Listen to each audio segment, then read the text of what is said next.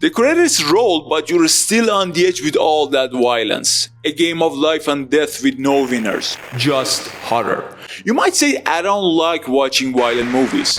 No problem.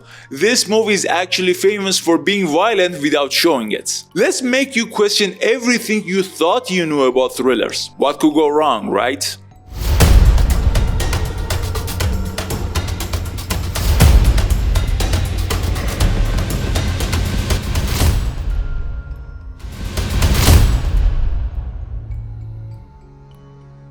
The director, Haneke, made funny games to force us face our darkest side. Quentin Tarantino has called this movie a highly praised film.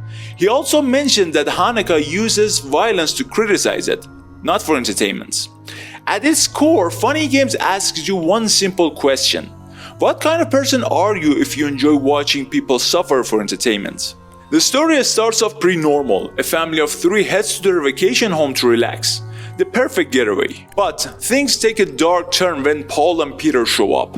2 strangers who seem polite and calm, but their presence is unsettling. So, what do they do to the family? Nothing too crazy, except they force them into a game where they tie them up, torture them, and make them beg.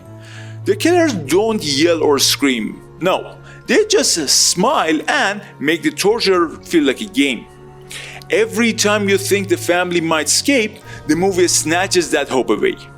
Actually, you're not just a passive viewer, no, you're part of the terror. At times, Paul and Peter break the 4th wall and look at you directly as if they're tormenting you too.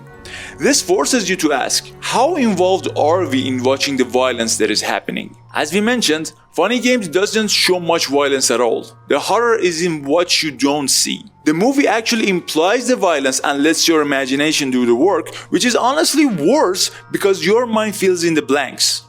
At the end, there's no hero rushing in to save the day. No moments of relief. Instead, the film leaves you with a bitter reminder that life isn't fair and it doesn't give you what you want.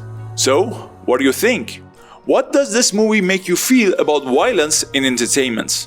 Let us know in the comments below.